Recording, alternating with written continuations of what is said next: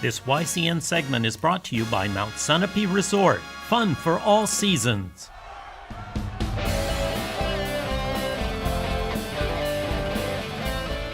Welcome back, YCN Sports Talk. Jeremy Stowe, Brett Franklin. One final segment, and we move over to the baseball diamond and the Boston Red Sox. They have made one real move, re-signing Mitch Morrow. They had, some arbitration moves and things like that. But we've talked about it for the last couple of weeks. It was on your radio show. We were talking about it.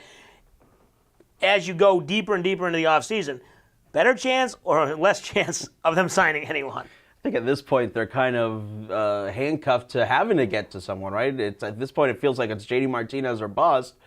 But it seems like a lot of other teams in Major League Baseball are taking the same approach as the Red Sox. We're going to wait this thing out. We're going to try and drive down the price. But it doesn't work when everybody else is doing the same thing. And right now the Red Sox do need a big signing. They need to get people excited, need to get those tickets sold before spring training starts. But, how, if you're a Red Sox fan, how could the energy not be sucked out of your excitement the way the Yankees have gone out? And I don't think the Yankees are done, by the way. I think they're still going to make some moves. Well, there was talk that Garrett Cole, the Yankees were looking at him, pitcher for the Pittsburgh Pirates. And so the Red Sox, on the other hand, really haven't done much. Really don't have an opening for JD Martinez, really.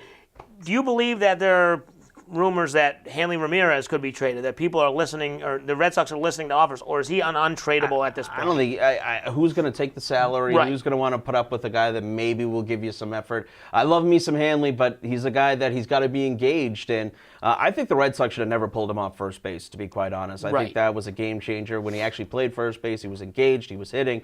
But I just think that would be tough, and who's going to take the salary? That's the biggest thing. Okay, so basically right now it's the pitching staff that has to lead the Red Sox. And yeah, you lead off with Chris Sale, that's exciting. You hope Price is healthy, and you hope Porcello bounces back. But I guess that's what they're looking at this year. A lot of hopes and shoulds and coulds, and that's not what you want. You want some guarantee. The only guarantee is Chris Sale, and I just hope that they don't waste this window that they have of one of the best pitchers in baseball in the American League. That's true. They've got a lot riding on a small window with Chris Sale and some of their younger guys before they hit arbitration, so we'll see if they can make any moves later in the offseason.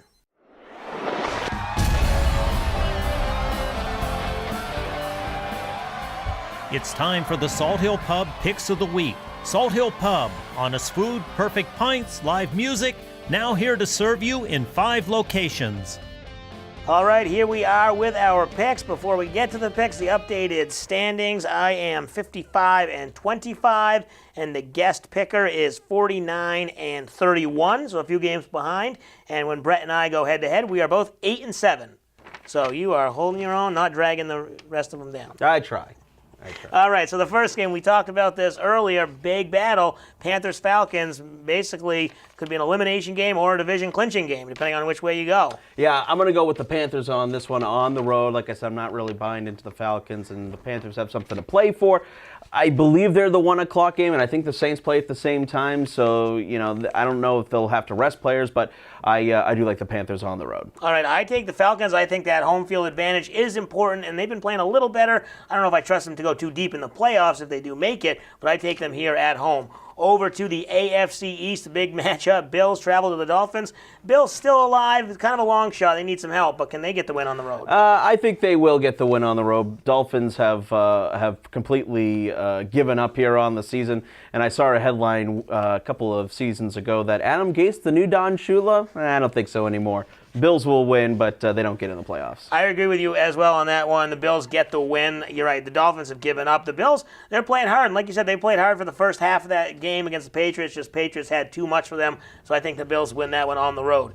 The next game, Jaguars and Titans. An interesting matchup. Jaguars don't really have much to play for. Titans still got a chance to make the playoffs. Yeah, divisional game, though, and I think Jacksonville wants to continue to play at a good momentum, and I'm off the Titans bandwagon. Even with nothing to play for, I'll take the Jags. I agree with you. I am off the Titans bandwagon. I am taking the Jags. They want to kind of show that this team is better than the team that got blown out last week against the 49ers. I know Jimmy Garoppolo's good, but this Jags team, they want to show that they're not that team. Speaking of Garoppolo, it's the 49ers and the Rams, another game that has some meaning because for the Rams, but it sounds like they're going to rest their players and they might not even care.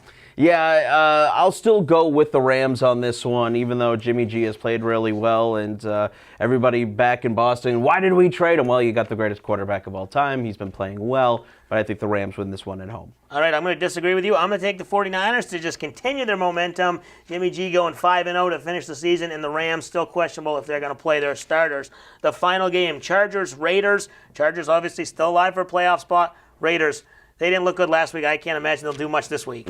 Chargers all the way here and still with a chance for a playoff push, but I'll take the LA Chargers. All right, I'm going to go with the Chargers as well. They might be able to sneak in and make the playoffs. Phillip Rivers and Antonio Gates, just a team that you can never count out, but then you can never count in either because they seem to make mistakes when they shouldn't. So that's going to do it for our Salt Hill Pub Picks of the Week. Thanks to Brett Franklin for joining us from ESPN Radio for the Upper Valley, 94.5 FM. You can tune in every weekday, 12 to 1, to listen to his show, and then the replay, watch it here at 5 p.m.